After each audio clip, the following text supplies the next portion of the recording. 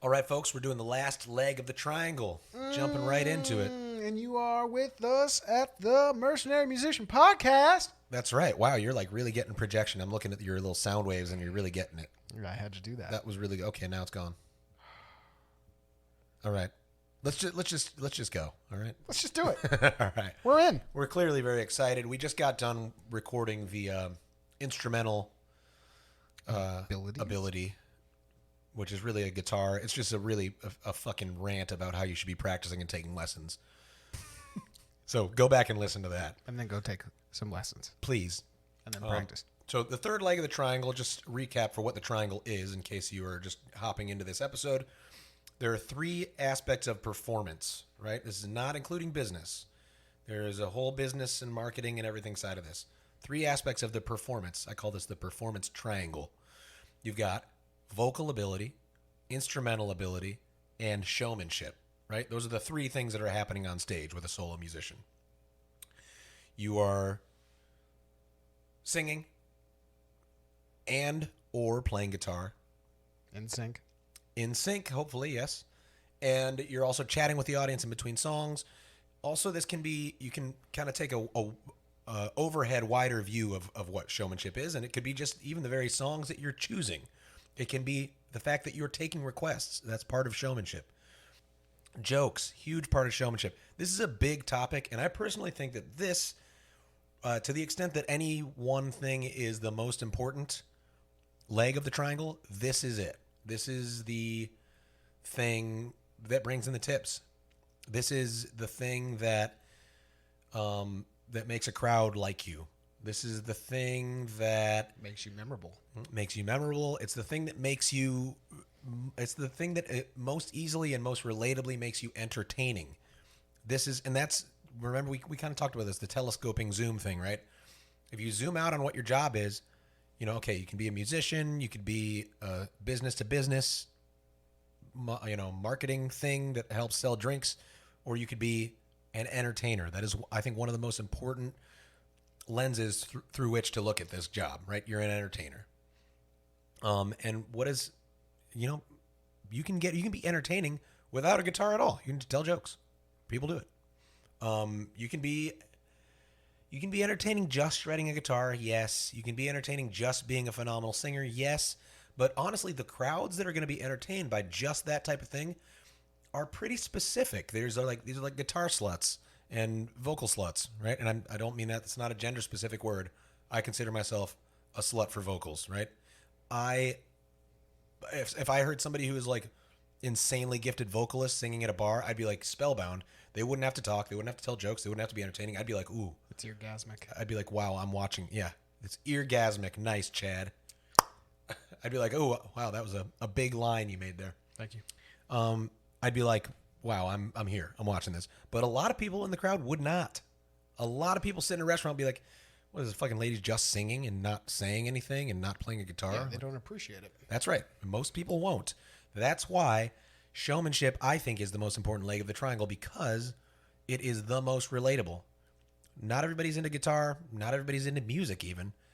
Everybody is in, not everybody, but much more than those other things. People are into a friendly personality, a funny, engaging person, right? People are into that by and large, right? So if you can be that, it happens probably every gig. Somebody who's like, doesn't really give that much of a shit about music, just likes me. And they tip me, and they get into the show, and they enjoy it. It happens every single gig. It's because my personality on stage is effusive and fun and open and big. Not so big it's in your fucking face, whether you want it to be or not. You want to meet the room, right? You want to fit the vibe. But it's something that invites the room to have fun with me, right? I tell a lot of jokes. One of the most common compliments that I get is, thank you, you were very entertaining. Or, you're funny. Or something like that. It's more common to hear that than, man, you shred guitar. Man, you're a good singer. I get those too, but the most common compliment I get is, you were entertaining or you were funny. Mm-hmm. And that's where the fucking money is, man. That's like where that's where it happens. I do have gigs where I'm like background music, and people aren't even listening to the things I'm saying, and that's fine. I still say, by the way, I'm Peter Coulter. Thank you so much for being here. Welcome to the country clubhouse that we're in. I'm just gonna kind of play chilled out background music. You let me know if I'm too loud. By the way, I don't take it personally. You just let me know. I'm here for you. If you got requests, you let me know. Other than that, I'm here. Thank you guys very much. Back to playing guitar in the background for an hour. I've got gigs like that. They pay well. That's why I do them, and that's fine too. But it's not par for the course. That's kind of unusual. Those kind of gigs, for my job at least, the way my world works.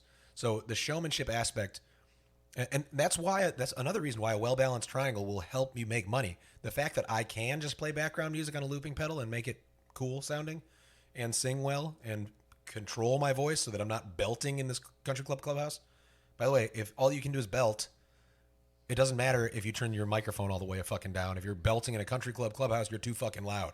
So that's where these other legs of the triangle come into play. If you have control of your voice and you're a good guitarist and you can loop and solo, you can play these country clubs and be the fucking background all day and walk out $450 and be done with it. Yep. So a little bit of a side note on the other legs of the triangle, why it's important to have a well-balanced triangle for this particular career, right? The cover gig thing. Back to the triangle leg that we're on now, showmanship.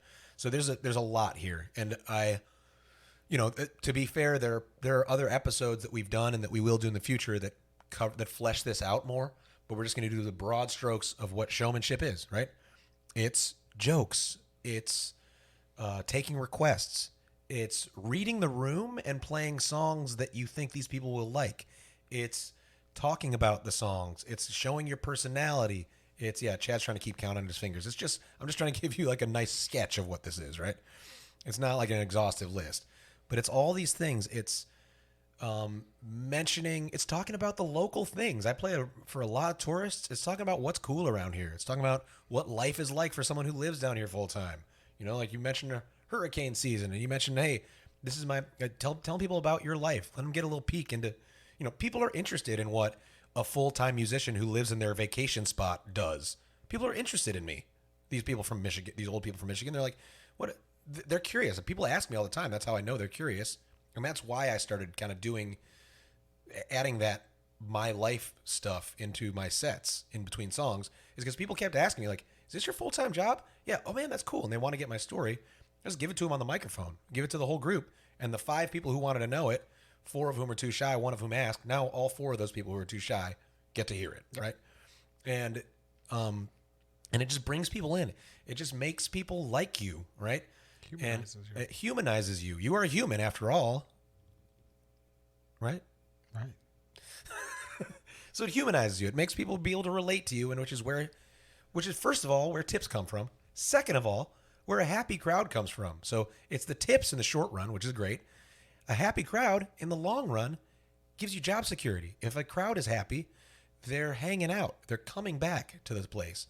If they're hanging out and coming back to this place because of you, you're doing your job, and the bar or restaurant or club will continue hiring you, right? That's what this is all about. It's really not fucking rocket surgery, folks. It's simple stuff. You never heard rocket surgery, Chad? Love it. Oh, good. Yeah, you're the fun captain. We've said it many times. You're the fun captain, and don't put so much pressure on yourself. Some people are just never gonna have fun, but you are. You're there to you're like the host of a party, right? You're there to make sure everybody's having a good time. And I want to point something out. So I touched on something here that really is an important kind of tactical way to add things to your chit chat, right? Your banter. Good banter is worth its weight in gold. Well, it's weightless, I guess. So yeah, but it's worth it. However you want to say that, right?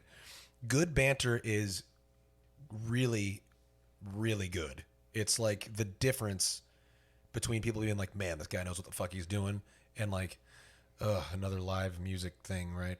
Yeah.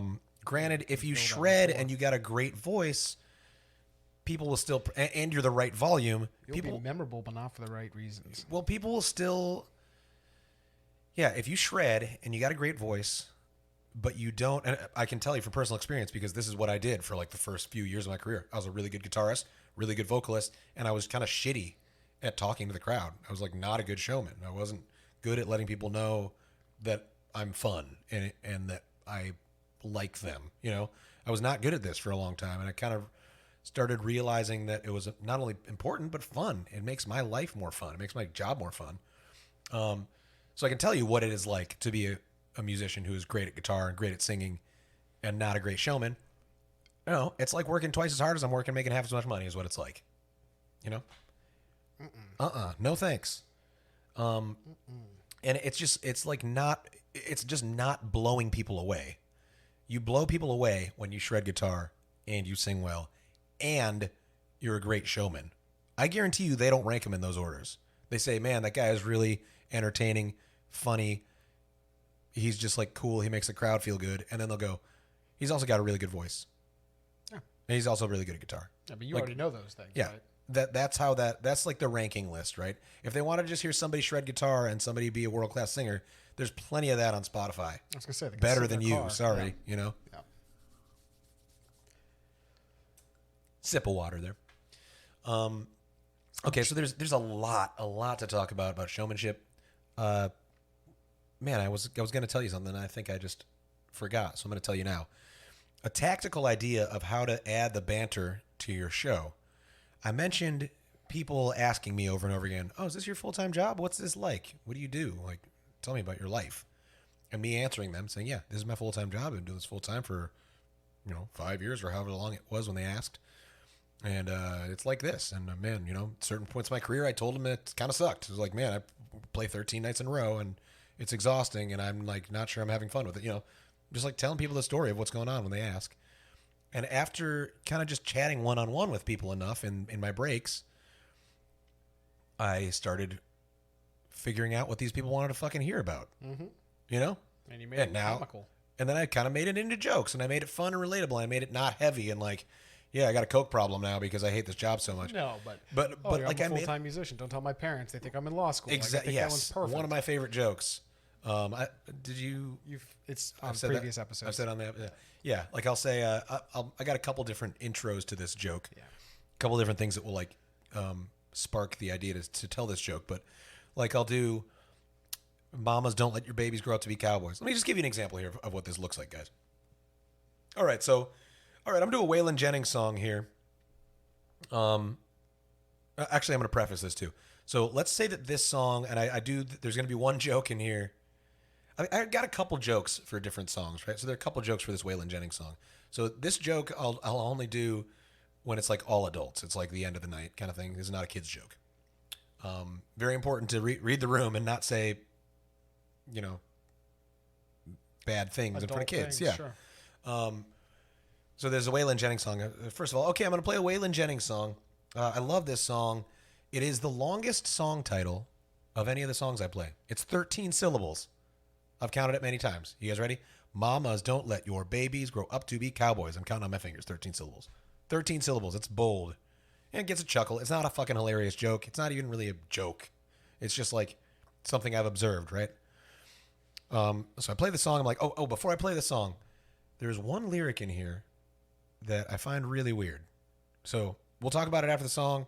Just sit tight. If you notice it, let me know. Play the song. I get to the end. I'm like, okay, so this 9 times out of 10, somebody will go before I even start talking about it. They're like, what's the weird lyric? And I'll say, well, okay, cowboys like smoky old pool rooms and clear mountain mornings. Okay, so far so good. That's fine. Okay, cowboys like smoky old pool rooms, clear mountain mornings, little warm puppies, and children, and girls of the night. Leave a little pause there. And a couple people will maybe groan, or they'll go like, okay, what? And I was like, okay, I mean, I think it didn't seem weird to him at the time when he wrote it. It was like the 70s, right? But to me, it's like, hey, what are you, like, I get what he's trying to do. He's like, oh, we're complicated people. We like smoky pool rooms and clear mountain mornings. Look how different those things are. Oh, we like little kids and like cute stuff, and also like harlots. Yeah, right. And so, but it just seems weird to me to say, okay, hey, what do you like? Oh, like normal things like little kids and hookers. It's like, why are those in the same sense? And like, it gets a little This is laugh. blow. And like, depending on the crowd, it should be all adults for a crowd like that, Yeah. for a joke like that. But depending on the crowd, like oftentimes, like if it's a younger crowd, like people my age, they'll fucking lose it because they're not expecting a joke like that from solo acoustic guy in Southwest Florida where the average age is 60, right? They're expecting really, and even 60-something-year-olds don't expect that because 99% of the time, the solo acoustic people are really tame.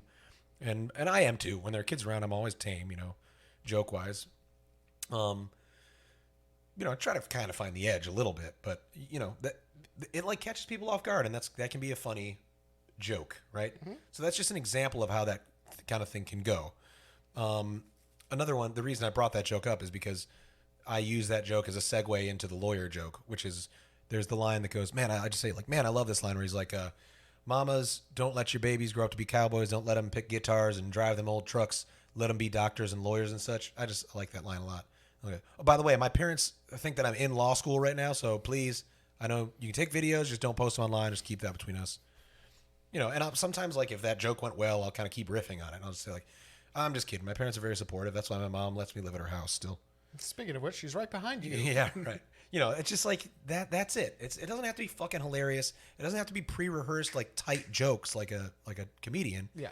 But, like, this is what does it. People chuckle. People, even if they're not laughing out loud, they're going in their head, huh, that's funny. Yeah. It's better than song after song after fucking song after song. You play off the environment. Mm-hmm.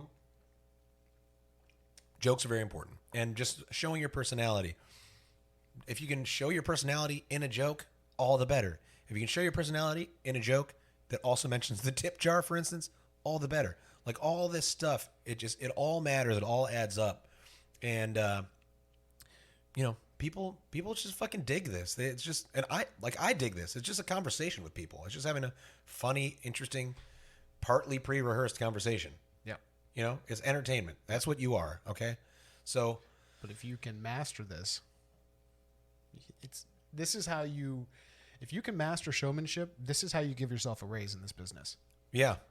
Oh yeah. I just recently got a raise at one of my gigs. It's one of my favorite gigs. It's a gig that, let's hope the person who's hiring me isn't listening to this. It's a gig that had they said, instead of yes, we'll give you a raise, had they said no, in fact, we have to cut your pay $20, I'd have to be like, well, okay, shit, because I like the gig so much. B, it's like so important to my schedule. So, but they gave me a raise because I'm important there. All right. I am at that gig, and it is the prototypical perfect gig for what I do. It's got foot traffic walking around outside. It's people deciding where to eat. I'm outside. I got a speaker pointed at the thoroughfare out there where they're walking, and I get to say the drink. It's got drink specials for me to announce. It's got a fun atmosphere. It's just the fucking perfect gig for me, and it's every Saturday, every Sunday for brunch, which is just fucking amazing for my schedule. It's perfect. Super wealthy part of town. It's a really, really fancy part of town. The tips are, they're not great, but they're solid. Well, there's a reason it's a wealthy part of town. Yeah, I guess. Stingy. I guess so. And honestly, compared to a lot of gigs, the tips are great, but I'm just comparing them to, I've got one gig where the tips are like fucking insane. I have a couple of those. Yeah, that Sunday night gig, tips are just absolutely absurd. It's like $300 every time. And the gig itself or is pretty more. Sweet, rain or shine, year round. The gig is good. It doesn't pay as much as I'd like it to, but there's a reason I still do it. It's because we've had some cool experiences out there as well, where it's led to something beyond the gig, right? Yeah. Oh yeah. I just recently saw those guys again. I had a gig out there where I played till 10. It's got like a pretty strict noise ordinance thing. Sometimes I'll play till like 10:10. Don't tell anybody. And I had some like a really wealthy guy, like a new money type of guy. He like had like a pool equipment business that just like exploded over COVID. Like he was doing well already, and then COVID happened. He's like, okay, cool, I made $10 million. I mean, I made that number up, but he's got $10 million based on the house that I saw. House on Captiva, right near where I was playing, and he's just like, man, you're so good. They were having such a good time, and it was because of it wasn't just the songs, it was my jokes, it was my personality. They liked me as a person. Put it this way, they invited me to go to their party, right? They could have played the radio, but they paid me, I forget what it was, $400. Yeah. To come play at their party. Until the cops came. Yeah, that's right. And $250 an hour is my private gig rate, somewhere in there. Yep. I'm still working with that rate. I'm in the process of raising it because I have not yet had somebody blink at it, which tells me it's not high enough. That's a good way of gauging it. Yeah. So $250 an hour is my private event rate, and I was like, yeah, okay, let's do 2 hours. Cool, that'll be $500. And I was like, cool, we're right down the road. Yep. And they paid me $300 because it got shut down in 45 minutes, and it just gave me a tip. So, yeah, I made my $200 for the gig, which is again below my rate, but the tips are insane. Probably made $500 in tips that night. Then I made $300 from them, so I made $800. I made $1,000 at this one gig in 6 hours. Long drive, it's a probably 2 hour round trip, hour and 45 round trip. There's worse drives though. There are worse drives. It's beautiful. That's Man, Captiva is same real shit. beautiful. Yeah. Anyway, so yeah, showmanship. It's all like it really. And I've mentioned my friend before. My friend, she plays all around town. It's her full time job. She's been doing it full time for 4 years, a little less than me, but is like right with me as far as like the level. I think I'm a little bit ahead of her just because I'm so ruthlessly like improvement mode right now. Mercenary. Yeah, I'm like really fucking going for it, and very few people are gonna keep up with that. I found, not to toot my own horn, but toot toot. I'm fucking working my ass off, so just Churn and burn, baby. yeah. So anyway, my point I was trying to make is that as far as the triangle, she's got a very strong vocal performance, a very strong showman performance, a pretty fucking weak guitar performance. Sorry, she doesn't really work on it. She's got it good enough where she can put the platform out there where her vocals can shine and where her personality can shine, and she fucking crushes it. She probably does as well or better in tips than I do. I remember actually, it was a bit eye opening. She actually really improved my game here on this because, yeah, now that I'm just gonna kind of talk about this, I hadn't thought of this before, but meeting her, I met her a couple of years ago, was it was eye opening because I didn't really know what other people were making in tips. I was a little bit isolated. I didn't know a whole lot of people who did this full time, but I kind of asked her. I was like, "So what do you make in tips on average?" And she was like, like $100, $150. I was like, "What?" I've been making like 40, 50 on average. Like a great night is 75. Like if I break 100, I'm like, whoa. This was a few years, 3 or 4 years ago probably is when I met her. And so I'm talking to her and she's like, yeah, $100, $150. And I was like, the shitty part of me was like, okay, you're a pretty girl. Yeah, it's just fucking dudes tipping pretty. Like that was like my shitty reptile brain was saying, well, it's not my fault. It's just me. I can't do anything about it. I'm not a pretty girl. Like, no. Yeah, yeah. If you meditate, you will notice these shitty thoughts and you will be able to do something about them instead of just fucking swimming in them. Thank you for the nudge to remind everyone about meditation, Chad. Anyway, so I kind of took this seriously. I was like, how is that possible? And I went to a couple of her shows. She and I exchanged shows. I played as a duo with her sometimes. She'll occasionally have someone come and duo with her to like a really good guitarist because she's like kind of an average guitarist. She'll have like a real good guitarist come out and she'll just take a pay cut because it's fun. Every once in a while, right? To have a duo and have somebody shred guitar. Sure. And so I've done that a couple times with her where we played a duo gig or, like I've just seen her play a couple times and I was like, okay, she's doing something differently from what I'm doing. And it's talking a lot to the fucking crowd. She's making friends with these people. She knows these people by first name, and that it was eye opening to me. I was like, she's making 3 times as much tips as I am. It's not just because she's a pretty girl. Right. It's because, although that doesn't hurt, I'm a fucking pretty man. It's prettiness is not what it's about, right? It's about showmanship. It's about making friends. It's about connecting with people. And I started doing that, and now I make fucking 3 times as much money in tips. That's like, you add that up, right? I do 6 gigs a week. I do 5 to 7 gigs a week. Let's call it 5. If I make an extra $100 per gig, I mean, let's not even go that far. Let's say I make an extra $50 a gig, times 5 gigs a week, $250 a week, times, let's say I take 6 weeks off for vacation. That leaves you with 46 weeks times $250. That is 250 times 4 is 1,000. Times 10 gets you to 40 weeks. That's $10,000 plus the other 6 is 1,500. That's $11,500 extra per year you're making in cash. In Or tips. missing out on. Or missing out on. Exactly. And I think 50 is a conservative number, and I think 5 gigs is a conservative number. So it's more like 15 grand maybe. I mean, some of these tips, how about that gig that I made $500 or $300 cash on right after, plus the $600 in tips or $500 I made during that gig.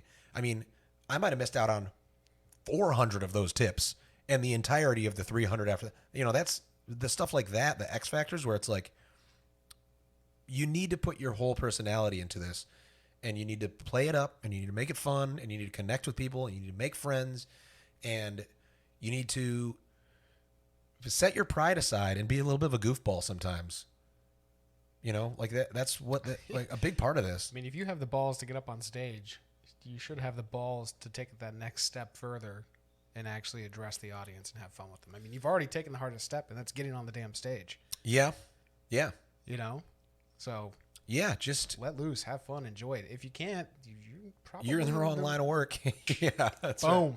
Right. Yeah. So the other thing is, 4 years ago when you met her, you probably had a much fuller schedule. And by that I mean you were working more days, right? So this allowed you to kind of shorten your work week because of it. Yep. Work more efficiently. Yeah, and it did another thing too. So I was booking gigs with the thought in mind, and I'm sure that I said this to people in the beginning, in the first few years of my career here, was tips don't actually matter that much. Like I know that I said that to people. I know that I thought that. I was like, yeah, I probably make $30 in tips. I make $150 at my gig, and I make like $30 in tips. So it's not that big a deal, really. And so I wasn't. I wasn't considering how important tips could be. Like if this guy at the Captiva gig had said to me 4 or 5 years ago, yeah, it's less than your rate, but the tips are insane, I've been like, no, fuck you. That doesn't count. I'm like, I don't believe you. I make $30 in tips usually, they make a huge difference, and doing it right is the difference between making that fucking money and not. And so now I look at the gigs that I take in different ways now. If I'm like, I do consider the tips. I keep a spreadsheet with my tips on there. I take them into account, and I look at these and I analyze what's going on, and I say, man, I'm averaging $150 in tips at this one gig. Let's do more of those, or let's do, and I'm getting skunked in tips at this other gig.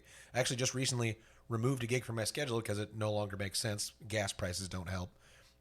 At the time of this podcast, gas prices are like $4.40 a gallon. Mm-hmm.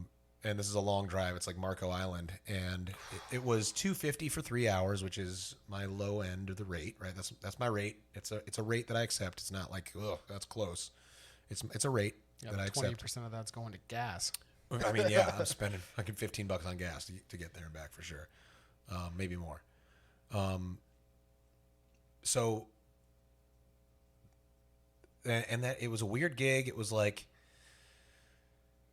it's just like, that was the one on what, Tigertail Beach? Nah, I'm not sure. I don't think so. It's a hotel down there. It's the Marriott. Marriott, yeah. Is that Tigertail Beach? Yeah. It's a really beautiful beach. Beautiful hotel. But it's a weird stage. There's a giant bush like in front of the stage, and so I'm like, okay. So I set my tip jar up on the other side of the bush, so it's like where people sketchy. Well, yeah. How do you mean? Do you have optics on it? Like, how tall is this bush? No, I can see it. It's in front of me, and even if you couldn't, honestly, almost never am I concerned about a tip jar getting stolen from, especially at a fancy hotel like that. People aren't stealing your tips. Little kids, that's the only time that something like that might happen. Little kids, because they just don't know any better. So I actually had a tangent on a tangent here. So lateral thinking. That's right. So I had a gig where there were these two little girls who were like sitting right up by the tip jar, right like at my feet, playing with their dolls or something. And it was, the parents were like, "Thank you," and I'm like, "You're welcome, I guess." Like I'm not. It was like a babysitting job. It was like a lot of interaction with these two kids, and I'm like, okay. And they're like really interested in this jar full of money that's at my feet. And I'm like, okay. And they were nice little kids, but it was just, I was just like, really, just like let them just like glom onto a stranger. It was just like really like it was weird parenting, I thought. But I don't know if it was negligence. They had an eye on him, but it was like just one. Yeah, right. Anyway, dummy dollar at the time. They were yeah, and the bait dollar. I have a $20 bill taped to my tip jar, and like they try to push it. And I'm like, actually, that one's taped there. That's the bait dollar. And they're like, oh, okay. And they're just really interested in the tip jar. And I took a break and I took all the cash out of the tip jar and stuffed it in my pocket. And I came back from my break. I was getting water. I came back and the two girls were sitting there, and one of them goes, "Where'd all that money go?" And I was like, I stuffed it in my pocket. Why do you ask? Were you going to try to steal something? They're like, yeah. And I was like, that's why I took it. And they're like, oh. It was just like, so that's like the only time I'm ever like concerned about somebody taking money out of it is when they don't know. People just don't fucking do that. And if you're concerned about that at a gig, you're playing at a gig in a too shitty a place probably. Honestly, if the clientele are worrying you that they're going to steal out of your tip jar, then they're probably not tipping. So anyway, that's a good point. So that was a tangent that was a lateral thought on a lateral thought. What was the first lateral thought though?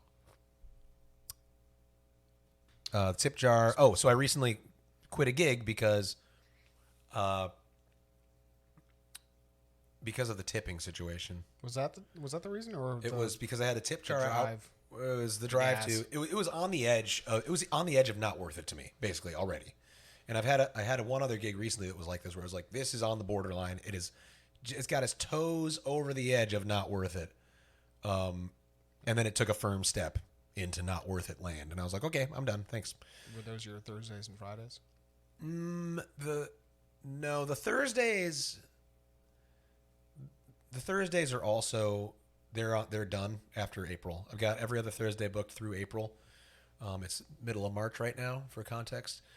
And those are going to be done after that. They just don't. It makes more sense to have 4 days off to work on original stuff and my streaming thing and this. Yeah, you haven't touched on that yet. It's the first time you brought that up. Oh yeah, man! The privilege of seeing some of it. It's going to be exciting. Peter in the End is my solo original project. Haven't out released anything yet, but it's going to be a lot of fun. We're going to be streaming on Twitch several times a week. It's a kind of it's a transition from my career for what I'm kind of doing right now, which is why I'm putting a lot of focus on consolidating my week into 3 days. Yeah. And I'm making a lot of money in 3 days, so it's good. Mm-hmm. So the Thursday gigs they've just kind of remained in the same spot, and I've just like kind of the math. It's not that gig took a firm step into not worth it land. It's just that the borders have changed enough that where it was standing is now within not worth it land. If that metaphor still makes sense. You hit a wall there too for how high you can go. Yeah, she wouldn't give me my raise that I wanted, and if she'd given me the raise, she might have gotten another few months out of me. But even still, it's like it just doesn't. It's not a big enough night to turn a 4-day weekend into a 3-day weekend. It's nice to be in that position. It is excellent to be in that position. So this other gig was the thing that I was so excited about. It turned my Fridays into doubles. It was a Friday afternoon gig. So I had 3 doubles, Friday, Saturday, Sunday. And that's why I kind of like let this thing that was on the border of not worth it happen. Mm-hmm. Because I was like, oh, cool, this is exactly what I was looking for. It turns my Friday, Saturday, Sunday into 6 gigs, 3 doubles, and I can get all this work out of the way quickly. So it's $250 for 3 hours, which is my kind of low rate, which is fine. And so we're going to see if the tips are good, then it'll work. So tips were kind of like averaging around $100. So you're doing $350. It's over an hour drive each way. It's an insane drive for me. And the drive in and out of there the traffic is so stupid. It's like the traffic is bad, yes, but that's not what I mean. I mean the people in their cars are stupid. Like it's a lot of tourists. It's a lot of them, and it's a lot of old ones, and it's a lot of really just ferociously stupid driving, which takes a toll on me. It's something I'm working on. I really want to get mentally better at handling traffic. I'm not good at it. Meditation. Meditation that's the one area that meditation hasn't solved for me yet. I won't say it hasn't improved it, but it's not solved yet. You've come a long way. Thank you. Anyway, so it starts my day off really, really badly. So that was the first gig of the day. That's Friday 1 p.m. to 4 p.m. And then I do another gig. And getting out of there at 4 p.m. is fucking impossible. On a Friday? Yeah. It's just like so crazy. So I was like, man, I was getting to the point where I'm like, $350, fine, but is this worth it? And I kind of have come to the conclusion that it was close, right? So I'm like, okay, fine. I'm making $350. Then I'll probably make $500, $400 to $500 at my Friday night gig. So it's pretty cool. It makes a good day, but it is a fucking 14-hour day. And then it turns it into 3 14-hour days in a row because Saturday and Sunday are doubles. So it was kind of on the chopping block. And then my tip jar became an issue, which is becoming more of a thing, I've noticed. I don't know if it's becoming more of a thing across the board at gigs or if it's the gigs that I'm getting into are fancier. And so managers are less inclined to let me have my tip jar out. And I got a little Venmo sign that says, tips, please, Venmo.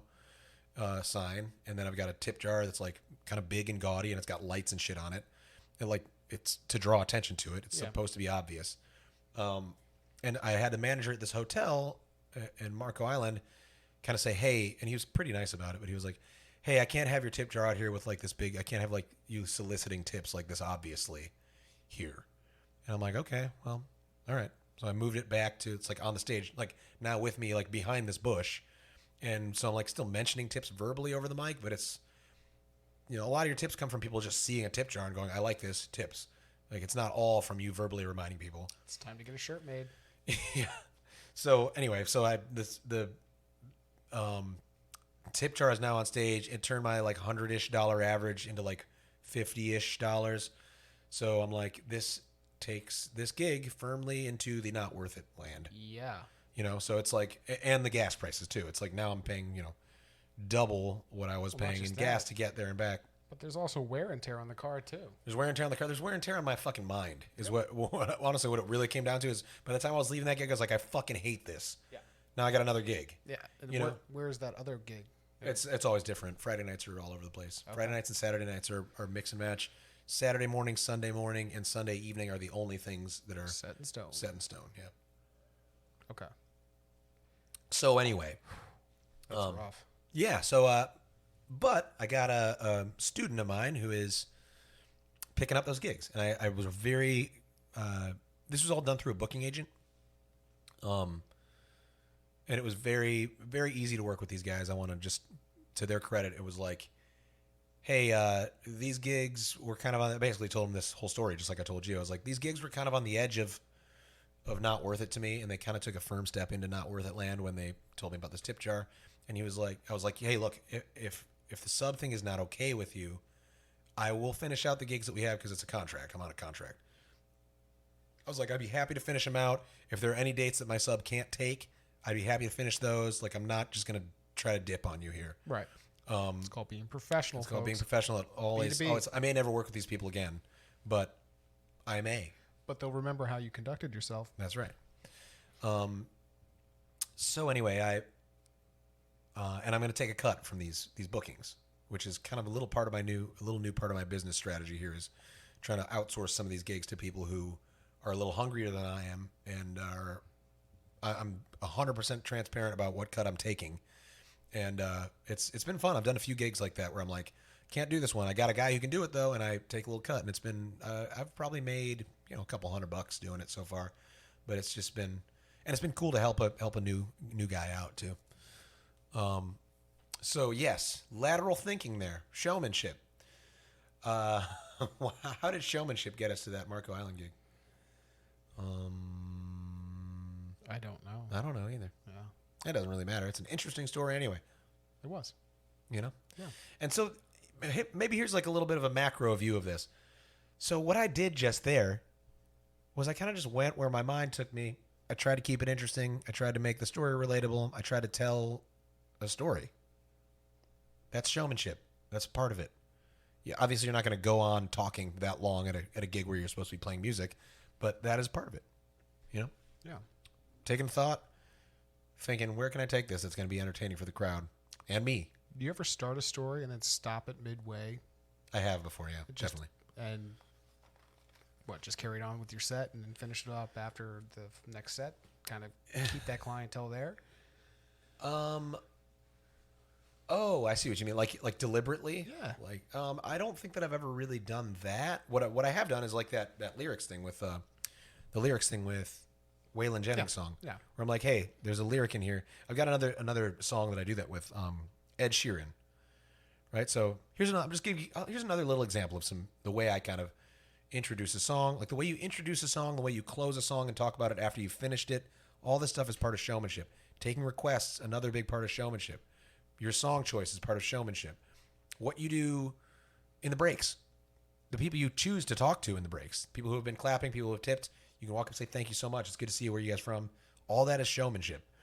Anyway, so this Ed Sheeran song, I'll say, I do a lot of stuff. I know, I'm sure you guys have noticed, I do a lot of stuff from the 60s and 70s. I like that old stuff. But I try to sprinkle in some modern stuff for the kids. So here's an Ed Sheeran song, and 90% of the time, someone goes, oh, yay, Ed Sheeran. People fucking love him. I don't get it exactly, but people love him. And so I play this Ed Sheeran song. Fuck. It's not perfect. It's the other huge one. He's got a few huge ones, but...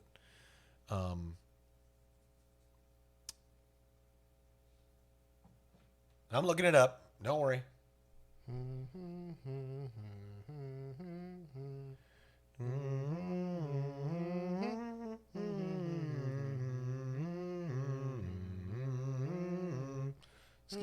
Skeety. God, he looks like such a fucking pudwinker too.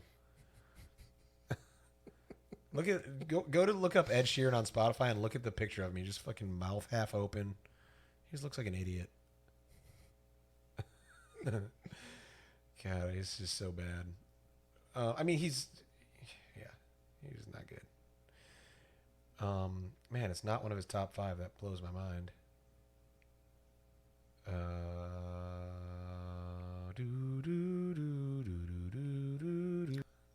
Thinking Out Loud, which is actually a good song. So, and I'm not one of these people who just hates all pop music. I have respect for the songwriting process and all that. And it's actually a pretty good song. And I kind of lie about it when I play gigs and I say, I actually really like this song. But there's one line in this song that I cannot stand, and I just think it's a terrible line. And we'll talk about it after the song. You just let me know if you know what I'm talking about. And it goes, and baby, I will be loving you till we're 70. And I leave a little pause for them to think about why that line fucking sucks. It's like, baby, I will be loving you till we're 70. Mm-hmm.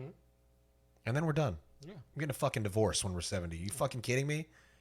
You think I'm going to love you when we're 71? You go fuck yourself. I obviously don't say fuck yourself on the microphone, but like that's the joke. It's like, really, this is a love song? And it's just like, yeah, the last 20 years of my life, I'm going to be single, okay? That's it. I'm loving you till we're 70. And, people go, oh, yeah, that's pretty bad. Until you get to the home, and that's when the party starts. Yeah, right. So I was just like, I just I'm 32. I'm 32, and like it's just this song is just written like a 21-year-old wrote it, where it's just like, oh, 70, that might as well be 150 billion. It's like, yeah, dude, 70 is coming. Yeah. Do you realize women now live to 95 on an average basis? So anyway, that's kind of I know nobody's busting their gut at home laughing at that, but it's just a showmanship thing. It's just chatting about a song. I'm kind of a music nerd, and I let that out a little bit. And I know I'm talking over people's heads sometimes when I talk about like music theory and songwriting stuff. But like, I talk about it anyway because it's interesting to me, and people get it. And the people who are musicians in the crowd fucking love it. Mm-hmm. And people who aren't still kind of think it's interesting. And it shows, it's almost, there's like a tone of conversation that you have with people in the crowd where they can tell that you respect their intelligence. Yes. Right? If you respect a crowd's intelligence and you expect them to get what the fuck you're talking about, most of the time they'll get it. Most of the time they will. Right? So if you talk about, like I talk about Leonard Cohen, Hallelujah, and I'll go, this song's interesting because it talks about the chord progression in the song. In the verse, it goes like this: the fourth, the fifth, and I'm playing the chords along with it. The fourth, the fifth, the minor fall, the major lift. Right? That's kind of cool. It does like a little. So anyway, I thought that's interesting. I'm a music nerd, and moving right along. And some people in the crowd who aren't even musicians will be like, "Oh, that is cool." Mm-hmm. Like it doesn't. I feel like, and I used to do this too. That's why I know that musicians do it. At least one used to. I know that lots of people do this. They dumb things down for the crowd because they think the crowd doesn't know what the fuck they're talking about. And crowds, they don't like read that and like resent you for it, but they'll pick up on it. They'll pick up on it and they'll appreciate it if you treat them like they can get what you're talking about. Sometimes they won't. Sometimes you'll tell a joke that goes right over everyone's fucking head, and that's fine. But, that's an aspect of showmanship is respecting and loving the crowd in a way, That's it. Yeah. Okay, so I think that's going to do it. That's the third leg of the triangle. It's probably the most important one. The triangle is complete. The triangle is complete. Okay, so I think probably next time we've been talking about performance a lot, which is important. That's kind of like that's like the meat of this. That's like the actual product that you're selling.